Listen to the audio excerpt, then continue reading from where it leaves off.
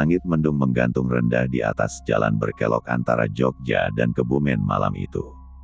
Kabut tipis mengambang di atas aspal basah, menyatu dengan gerimis yang jatuh pelan. Lampu truk box berlogo Perusahaan Ekspedisi Nasional menerobos kegelapan, mengalir pelan menuruni perbukitan kecil di wilayah Wadas Lintang. Di balik kemudi, duduk seorang pria berkemeja flanel dan jaket lusuh, Imron, 38 tahun, sopir ekspedisi dengan 12 tahun pengalaman melintasi jalur-jalur sunyi di Jawa Tengah dan Selatan. Radio tua di dashboardnya mengalunkan siaran dangdut malam, tapi suaranya sesekali tersendat. Sinyal mulai hilang sejak ia melewati kawasan hutan pinus tadi. Imron menatap keluar, tak ada rumah, tak ada lampu, hanya pohon-pohon kering yang bergoyang pelan tertiup angin malam. Ia menguap dan mengucek matanya. Sebentar lagi nyampe pos perbatasan, gumamnya sambil melihat jam digital di dashboard yang menunjukkan pukul 23.42. Baru saja ia hendak menambah kecepatan, mesin truk mendadak bergetar keras dan mengeluarkan suara seperti tersendat. GROOKK, grok, KREEKK. Lampu indikator menyala merah. Suara mesin mendadak mati. Truk berhenti perlahan di pinggir jalan dekat sebuah jembatan kecil tanpa penerangan. Suara hujan semakin jelas terdengar saat radio ikut mati. Imron menarik napas panjang. Waduh, kenapa lagi nih? Ia membuka pintu, mengambil senter dari dashboard, dan turun dari kabin. Udara malam langsung menusuk kulitnya. Jalanan sepi, tak ada suara kendaraan lain. Hanya terdengar gemericik air sungai di bawah jembatan dan gesekan dedaunan. Imron membuka kap mesin dan mulai memeriksa bagian dalam. Kabel-kabel terlihat baik-baik saja. Tangki solar penuh. Aki pun masih baru. Ia menggaruk-garuk kepala, bingung. Tiba-tiba, dari arah belakang truk terdengar suara berat, namun tenang. Ada yang bisa saya bantu, Pak? Imron menoleh cepat. Seorang pria kurus berdiri sekitar 2 meter darinya. Tingginya hampir sama dengan Imron, mengenakan baju montir berwarna abu-abu pudar, tangan kanan memegang tas perkakas kecil yang tampak usang. Wajahnya samar tertutup bayangan topi. Suaranya tenang, tapi dingin, seperti angin malam. Sampean montir? Tanya Imron sedikit waspada. Iya, montir keliling, biasa lewat jalur sini. Sering bantu yang mogok, jawab pria itu datar. Imron sempat menoleh ke kanan dan kiri, memastikan ada motor atau kendaraan lain, tapi tidak ada suara apapun selain hujan dan angin. Meski heran, rasa panik membuatnya mengesampingkan logika. Kalau nggak keberatan, tolong liatin mesinnya, Mas. Montir itu hanya mengangguk pelan, lalu berjalan mendekat dengan langkah lambat dan berat. Ia membuka tasnya, mengeluarkan satu obeng panjang dan kunci pas besar, lalu mulai membongkar beberapa bagian mesin. Ceklik, cekrek, cling. Imron memperhatikan dari samping. Gerakan pria itu cepat dan terampil, seolah hafal seluk-beluk mesin truk. Pompa solarnya kemasukan udara, saya belidin dikit aja ya, ucapnya singkat. Beberapa menit kemudian, mesin truk kembali menyala dengan suara normal. Imron menghembuskan napas lega. Wah, makasih banget, Mas. Saya sempat panik tadi. Pria itu hanya tersenyum kecil. Tapi senyum itu terasa aneh. Pucat, hambar. Imron membuka dompetnya dan mengambil selembar uang 100.000. Ini buat ongkosnya. Tapi pria itu menggeleng pelan. Saya nggak terima uang. Bantuin aja. Tapi hati-hati, Pak, jalur sini sering ada yang nggak balik. Kalimat itu menggantung di udara. Sebelum Imron sempat bertanya, pria itu berjalan menjauh perlahan, dan dalam hitungan detik, lenyap dalam gelap. Imron membalik badan, menatap ke sekitar. Tak ada suara langkah, tak ada bayangan, tak ada bekas ban motor di tanah basah. Hanya ada hening, sunyi yang mencekam. Dari kejauhan, terdengar suara burung hantu melengking satu kali. Imron merasa tengkuknya dingin. Tadi itu, siapa? Lalu, dari kaca spion truk, Samar-samar, ia melihat sosok montir itu berdiri di tengah jalan, menatap ke arahnya dalam diam, sebelum menghilang kembali ke dalam kegelapan. Angin malam berdesir pelan ketika Imron kembali masuk ke dalam truknya. Tangannya masih gemetar saat menutup pintu kabin. Mesin truk sudah menyala normal, tapi suasana hatinya jauh dari tenang. Ia menarik napas dalam-dalam, menatap lurus ke jalan gelap di depannya, lalu meraih botol minum dari laci dashboard. Seteguk air tak cukup menyingkirkan perasaan dingin yang merambat dari ujung kaki ke ubun-ubunnya. Ia mencoba menenangkan diri dengan logika. Mungkin itu cuma montir biasa. Barangkali saya kecapean, jadi halusinasi, gumamnya, berusaha membujuk diri sendiri. Tapi hatinya menolak percaya. Sosok pria itu muncul begitu tiba-tiba, tanpa suara motor, tanpa cahaya. Dan menghilang tanpa jejak. Bahkan saat ia menengok spion barusan, wajah pucat montir itu sempat tampak berdiri di tengah jalan, namun hilang secepat bayangan lampu petir. Imron menyalakan lampu kabin sebentar dan mengeluarkan ponselnya. Tak ada sinyal. Ia mencoba menyalakan radio truk, berharap suara bisa menepis hening. Tapi suara yang keluar hanya gemerisik putih seperti siaran kosong. Sial, dengan berat hati, ia akhirnya kembali menginjak pedal gas. Truk perlahan bergerak, menyusuri jalan yang sepi, dikelilingi hutan dan sawah yang menghitam dalam gelap. 10 menit perjalanan berlalu tanpa hambatan. Tapi sesuatu terasa tidak biasa.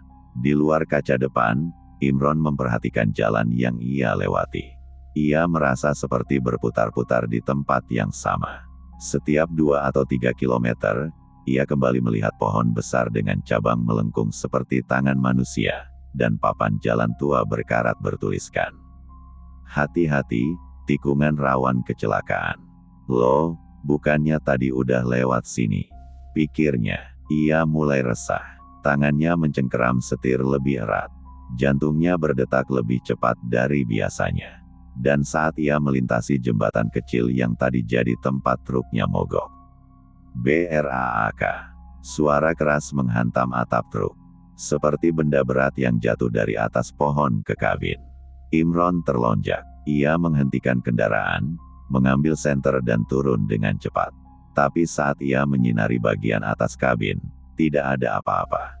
Tak ada batu, tak ada ranting, tak ada tanda apapun. Imron menelan ludah.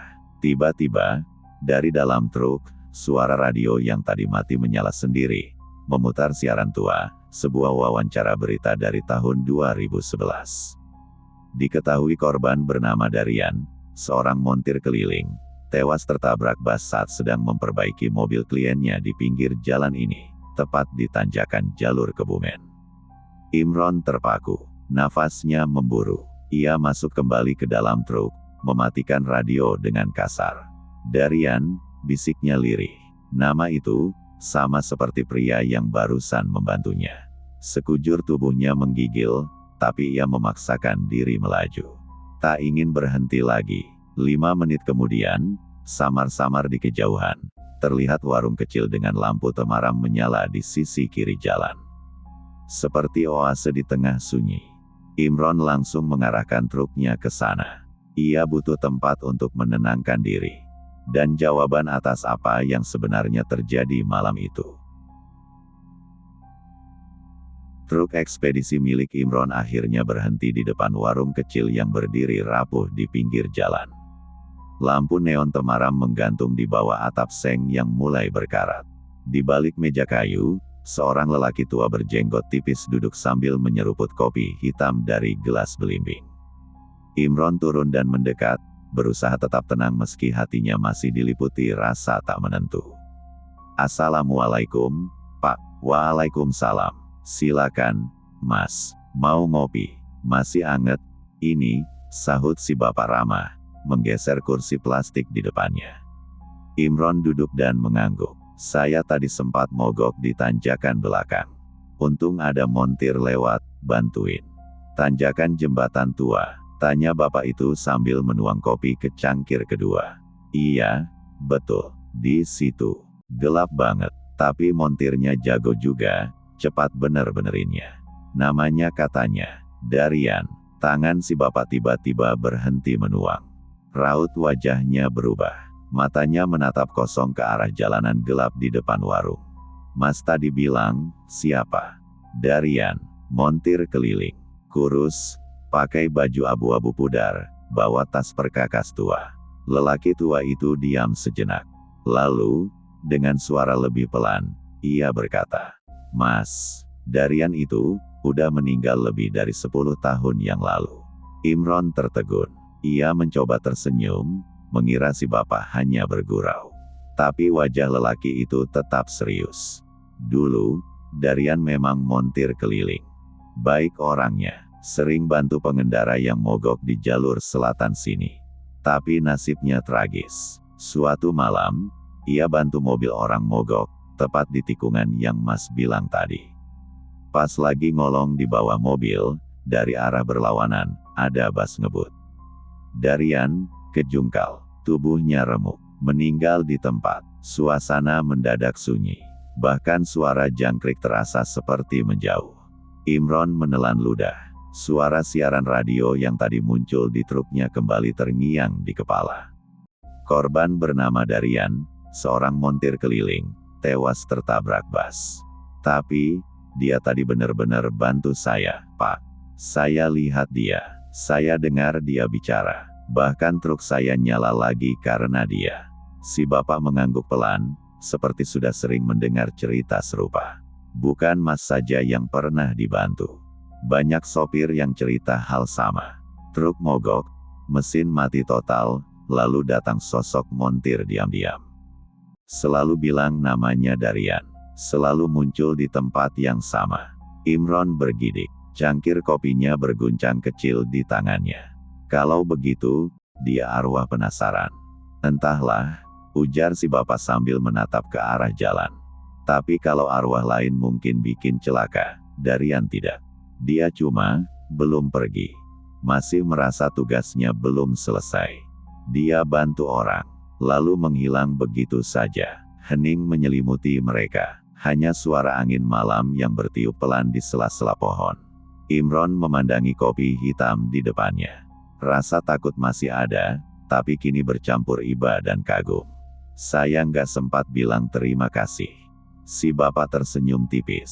Mungkin Mas masih bisa, tapi jangan pakai mulut, pakai hati. Dia pasti dengar. Di luar warung, bulan mulai muncul dari balik awan. Cahayanya yang pucat menyinari jalan sunyi, seolah memperlihatkan satu jalur lain yang tak terlihat, tempat arwah Darian berjalan, menunggu, siap menolong siapapun yang tersesat di tengah malam.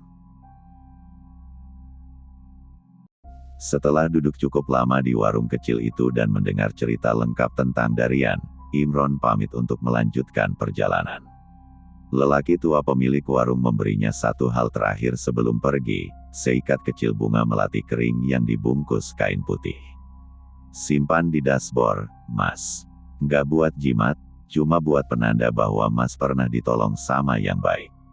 Imron menerimanya dengan tangan bergetar, lalu mengucapkan terima kasih sebelum masuk kembali ke truk. Malam semakin larut, hujan gerimis sudah berhenti, meninggalkan kabut tipis yang menggantung rendah di permukaan aspal. Truk kembali melaju pelan menyusuri jalan menurun, menuju perbatasan Kebumen. Namun kali ini, perasaan Imron jauh berbeda. Bukan hanya karena ia tahu bahwa seseorang yang membantunya tadi bukan manusia, tapi karena sejak meninggalkan warung itu, banyak hal kecil mulai terasa ganjil. Pertanda pertama datang saat ia membuka jendela sedikit untuk membuang asap rokok. Udara dingin menyergap, tapi yang aneh adalah, bau minyak pelumas dan besi panas tiba-tiba menyengat. Padahal tak ada kendaraan lain di sekitar. Pertanda kedua, ketika ia menoleh sekilas ke kaca spion sisi kiri, Imron melihat sesuatu yang membuatnya nyaris membanting setir.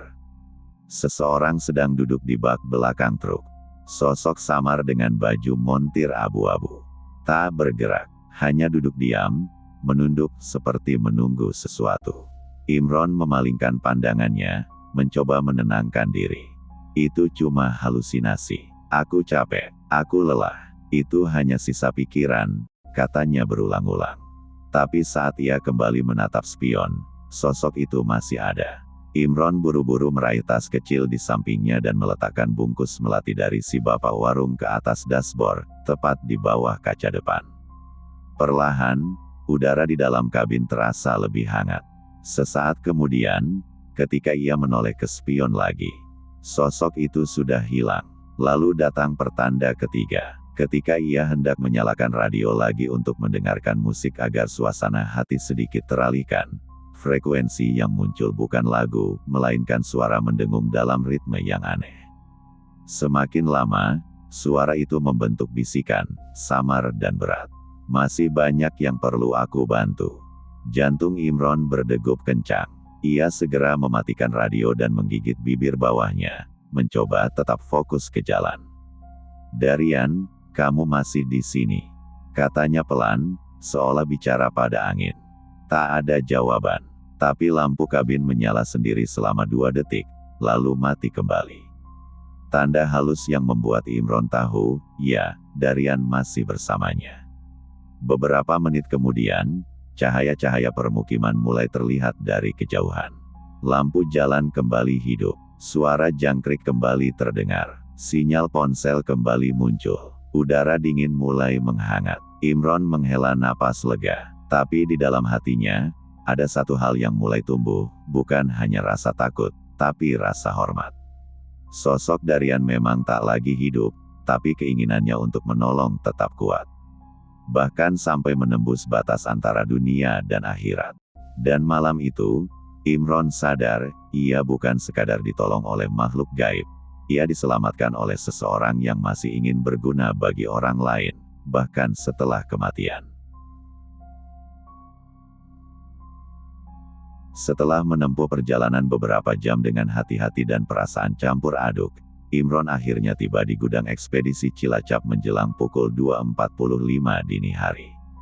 Truknya diparkir di area bongkar muat yang gelap dan sepi, hanya ada 2 truk lain terparkir rapat, mesin mereka sudah dingin.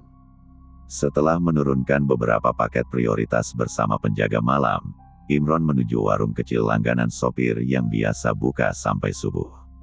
Letaknya tak jauh dari area gudang, berdiri di bawah pohon asam tua dengan papan nama sederhana bertuliskan, Warung Kopi Bu Marmi, spesial gorengan dan cerita horor. Warung itu sudah seperti base camp informal para sopir ekspedisi, tempat mereka bercanda, berbagi jalur, dan kadang saling berbagi cerita aneh selama di jalan. Malam itu, hanya ada 3 orang di dalam, Bu Marmi sendiri yang sedang menggoreng tahu, dan 2 sopir ekspedisi, Randy dan Pak Surya, yang tengah menyeruput kopi sambil bermain catur. Imron langsung disambut. Wah, Imron, baru nyampe, sapa Randy. Iya, jalurnya sepi banget tadi. Imron menjawab, duduk dan memesan kopi pahit. Pak Surya menoleh. Jogja, Kebumen lewat jalur selatan. Imron mengangguk, matanya lesu, tapi terpaut rasa ingin cerita. Lalu, setelah beberapa seruput kopi, ia mulai membuka suara. Tadi malam, trukku mogok di jembatan kecil dekat tanjakan. Gelap banget, tapi ada montir bantuin. Ngaku namanya Darian. Pak Surya dan Randy langsung terdiam. Tatapan mereka berubah. Darian, ulang Randy pelan. Imron mengangguk, kurus, pendiam, pakai baju abu-abu. Muncul entah dari mana, bantu sebentar, truk langsung nyala. Nolak dikasih uang. Pak Surya mendesah panjang, lalu melipat tangannya di meja. Kamu orang entah keberapa, yang cerita soal dia. Kami semua pernah dengar. Imron menatap mereka penuh tanda tanya. Dulu, sekitar tahun 2011, lanjut Pak Surya, Darian memang montir keliling. Ramah, sering bantu sopir yang kejebak mogok malam-malam. Jalur selatan itu udah kayak rumahnya. Tapi suatu malam, potong Randy, ada mobil keluarga mogok. Dia bantuin di tanjakan yang sempit dan gelap. Nggak lama kemudian, bus dari arah berlawanan ngebut. Oleng, langsung tabrak dia. Tubuhnya kebanting ke bawah jembatan. Parah. Mayatnya baru ketemu paginya. Imron tercekat. Semua detail sesuai dengan lokasi tempat dia mogok tadi malam. Dan sejak itu, ucap Pak Surya pelan, banyak sopir cerita truknya nyala sendiri setelah mogok. Ada yang lihat montir bantu. Selalu laki-laki yang sama. Selalu dengan nama Darian. Bu Marmi tiba-tiba menyela sambil meletakkan sepiring pisang goreng. Saya sendiri nggak pernah lihat, katanya, tapi saya percaya. Kalaupun dia gentayangan, dia bukan yang jahat. Dia tetap ngerjain apa yang dulu dia cintai, bantu orang. Imron menunduk. Suasana warung menjadi hening sesaat. Aku tadi sempat lihat dia lagi duduk di bak belakang truk, ucap Imron lirih. Tapi abis aku taruh bunga di dashboard, dia menghilang. Randy mengangguk pelan. Banyak sopir yang akhirnya taruh bunga atau air putih buat dia. Buat bilang makasih. Pak Surya menyandarkan badan ke kursi. Darian bukan hantu. Dia legenda. Sosok yang membuktikan bahwa kebaikan, bahkan bisa bertahan setelah nyawa nggak lagi diraga. Imron mengangkat cangkir kopinya dan menatap isinya. Malam itu ia merasa tidak sedang menyeruput kopi, tapi sedang meneguk pelajaran penting, kebaikan yang tulus akan hidup lebih lama dari tubuh manusia. Dan sosok bernama Darian, telah membuktikannya di jalanan yang gelap, sunyi, dan penuh bahaya. Setelah perbincangan panjang di warung Bu Marmi, Imron pulang ke mes sopir yang terletak di lantai atas gudang ekspedisi. Malam sudah hampir berganti pagi, tapi tubuhnya tak sanggup menahan lelah lebih lama. Setelah mencuci muka dan mengganti pakaian, ia rebah di atas kasur busa tipis yang dingin. Di luar, suara ayam mulai terdengar samar. Tapi justru saat tubuhnya tertidur, mimpi itu datang. Dalam mimpinya, Imron berdiri sendirian di tengah jalan yang ia lewati semalam. Jalan sunyi di antara pepohonan gelap, basah oleh hujan. Di depannya, sebuah mobil tua berwarna silver mogok di pinggir jembatan. Kap mesinnya terbuka, lampu hazard berkedip lambat. Lalu, Darian muncul. Tubuhnya kurus, memakai baju montir abu-abu yang sama. Wajahnya jelas terlihat sekarang, pucat, tapi tenang. Tangannya memegang tas perkakas tua yang sudah sobek di bagian samping. Ia tidak menatap Imron secara langsung, hanya fokus pada mesin mobil yang ia perbaiki. Saya cuma pengen tetap bantu orang, Mas, ucap Darian tanpa menoleh. Suara itu datar tapi dalam, seperti keluar dari sumur yang sangat dalam. Sampai sekarang belum ada yang datang buat nyari saya. Keluarga saya, nggak tahu saya meninggal di sini. Imron ingin menjawab, tapi tenggorokannya terasa terkunci. Saya cuma nggak mau orang lain ngalamin yang saya alamin, sendirian, dingin, dan ditinggal di pinggir jalan. Tiba-tiba, suara raungan bas terdengar dari kejauhan. Dentuman keras menyusul, seolah menggetarkan tanah. Tubuh Darian terpental ke udara, jatuh ke dasar jembatan dengan suara mengerikan. Imron menjerit, mencoba berlari, tapi kakinya seperti tertanam di tanah. Darian tergeletak, tubuhnya berdarah, tapi matanya masih terbuka, menatap ke arah Imron. Kalau bisa, tolong bilangin ke mereka, saya nggak pernah niat jahat. Saya cuma belum pulang. Seketika, semuanya menjadi gelap. Imron terbangun dengan napas terengah-engah. Jantungnya berdetak seperti genderang perang. Keringat dingin membasahi pelipis meski pagi masih dingin. Ia terduduk lama di tepi kasur, mengingat setiap detail mimpi itu. Rasanya begitu nyata, begitu jelas. Suara, wajah, bahkan bau besi dan pelumas masih terasa. Dengan tangan gemetar, ia membuka tas kecilnya. Di dalamnya, ia menemukan kain putih berisi bunga melati pemberian si bapak warung semalam. Bunga itu masih utuh, tapi sekarang, harumnya tercium sangat kuat, jauh lebih wangi dari semalam. Seolah, seseorang baru saja memeluknya. Imron menatap langit-langit dan bergumam pelan. Kang Darian, kalau ada yang bisa saya lakuin buat bantu, bilang saja. Tak ada jawaban, tapi tiba-tiba, jendela kamarnya terbuka perlahan oleh tiupan angin pagi. Tirai tipis melambai perlahan, seperti ucapan terima kasih yang tak bersuara. Dan pagi itu, untuk pertama kalinya, Imron merasa, ia bukan sekadar saksi. Ia telah terikat dengan kisah seseorang, yang belum benar-benar pergi. Imron menatap layar ponselnya dengan jantung berdebar keras. Artikel yang dikirim Pak Hadi bukan berita lama. Tanggalnya baru 2 hari lalu. Judulnya jelas, misteri montir gaib Darian kembali muncul di perbatasan Jogja Kebumen. Isinya membahas kembali kisah legendaris seorang montir keliling bernama Darian yang meninggal secara tragis 10 tahun lalu. Saat itu, ia sedang memperbaiki mobil di pinggir jalan ketika sebuah bus pariwisata kehilangan kendali dan menabraknya. Tubuhnya ditemukan hancur, tak bisa dikenali selain dari seragam montir dan plat nomor motornya yang terlempar jauh. Namun yang membuat merinding adalah isi lanjutannya. Sejak kematian Darian, banyak pengemudi mengaku melihat sosok montir berpakaian lusuh dan berbau oli yang muncul di malam hari, menawarkan bantuan pada kendaraan mogok.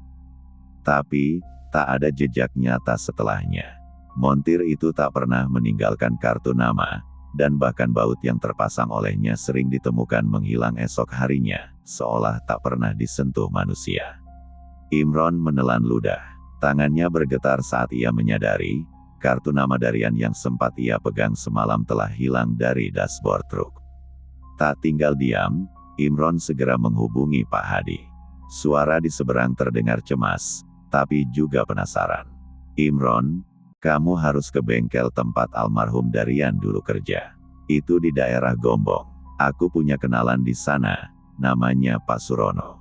Dia yang dulu rekan kerja Darian." Imron setuju tanpa pikir panjang. Dia merasa dirinya telah ditarik masuk dalam lingkaran misteri yang tak bisa dijelaskan logika. Dalam perjalanan menuju Gombong, pikirannya melayang ke momen-momen bersama Darian. Montir itu terlalu nyata. Suaranya, caranya memegang kunci pas, hingga bekas minyak di bajunya, semua terasa manusiawi. Tapi jika dia memang hantu, bagaimana bisa? Setibanya di bengkel tua di Gombong, suasana terasa muram.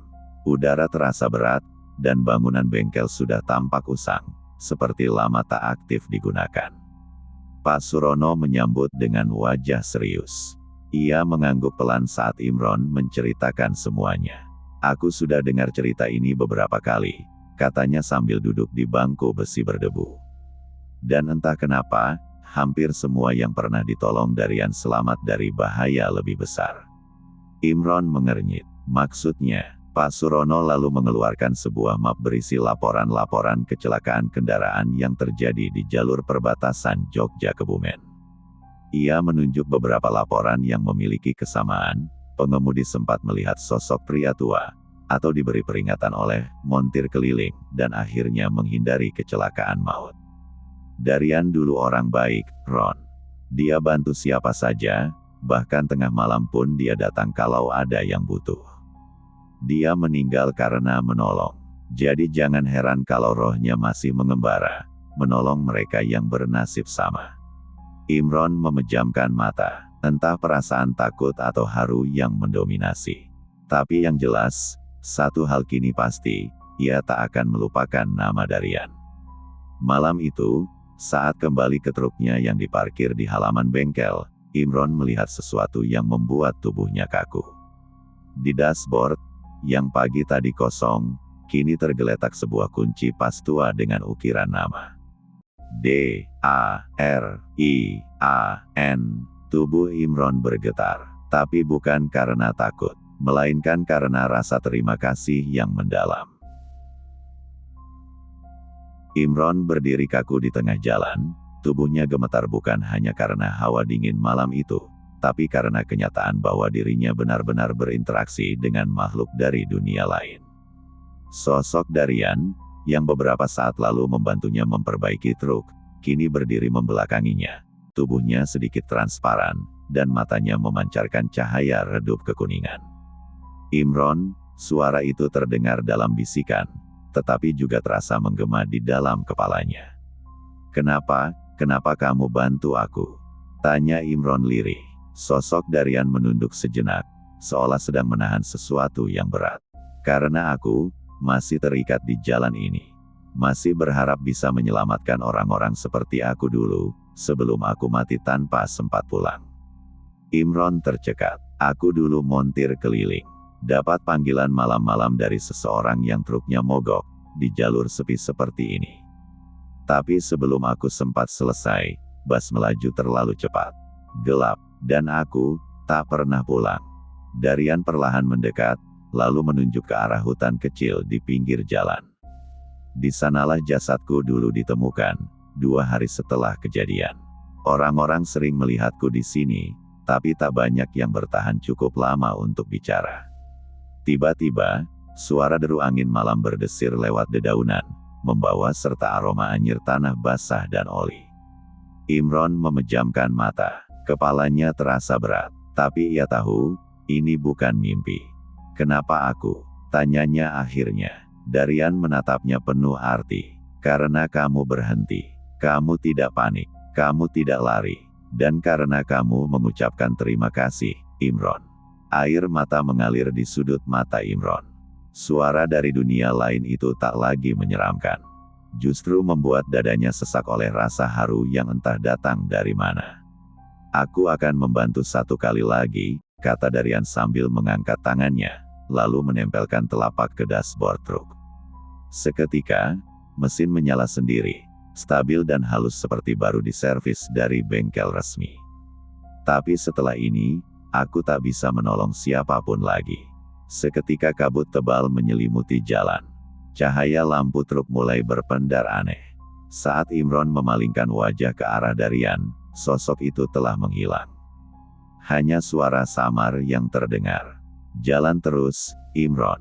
Jangan pernah berhenti terlalu lama di tempat ini. Dan malam itu, Imron menyetir dengan tenang. Tapi hatinya penuh rasa syukur dan hormat. Di spion, samar-samar ia melihat bayangan Darian berdiri di pinggir jalan, memberikan lambaian terakhirnya. Pagi menyingsing perlahan di ujung cakrawala. Cahaya keemasan mulai menembus kabut yang menggantung di sepanjang jalur sepi tempat Imron mengalami malam paling aneh dalam hidupnya. Mesin truknya kini bekerja dengan normal, seolah tak pernah mogok semalam. Imron menyetir dengan hening. Wajahnya letih, tapi matanya tak bisa berhenti mengingat apa yang baru saja terjadi.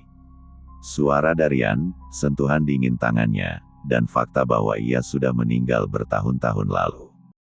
Truk itu akhirnya sampai di tujuan. Gudang pengiriman barang di perbatasan kota. Rekan-rekan kerja Imron menyambutnya dengan heran. Kamu nginep di jalan. Kami pikir kamu bakal kirim pesan darurat. Seru Sarman, salah satu teman sopir. Imron hanya tersenyum kecil. Ada sedikit masalah mesin, tapi udah kelar. Selama beberapa hari setelah kejadian itu, Imron menyimpan semuanya dalam diam. Namun sesuatu terus mengganjal di dadanya, rasa penasaran dan rasa tanggung jawab. Ia ingin tahu lebih jauh tentang sosok Darian. Minggu berikutnya, saat libur kerja, Imron kembali menyusuri jalan itu siang hari. Ia menepi di titik tempat truknya mogok waktu itu. Tidak ada tanda-tanda aneh, tidak ada kabut. Hanya jalan sunyi, berkelok di antara hutan kecil. Namun Imron sudah tahu apa yang harus ia cari. Ia mengikuti jalan setapak kecil di tepi jurang, masuk ke semak-semak, hingga menemukan batu nisan kecil yang nyaris tertutup ilalang. Di situ tertulis, Darian S. tahun 1981 sampai tahun 2012. Hilang dalam tugas, tak pernah pulang. Di bawahnya, seseorang menuliskan dengan spidol pudar. Kami akan selalu menunggumu di rumah. Imron berlutut. Ia bersihkan nisan itu dengan sapu tangan. Matanya berkaca-kaca. Terima kasih, Darian. Kamu sudah menolongku. Aku janji, aku akan selalu berhenti untuk siapapun yang butuh bantuan di jalan, seperti kamu dulu. Angin lembut berhembus di sekitarnya. Untuk sesaat, Imron merasa ada tangan yang menyentuh bahunya. Ringan, hangat, lalu hilang seiring desir angin. Hari itu, Imron kembali ke rumah dengan hati yang lapang. Ia tak hanya membawa kenangan tentang kejadian horor, tapi juga sebuah pelajaran bahwa tidak semua hantu datang untuk menakuti. Beberapa hanya ingin dikenang dan diberi kesempatan untuk membantu sekali lagi.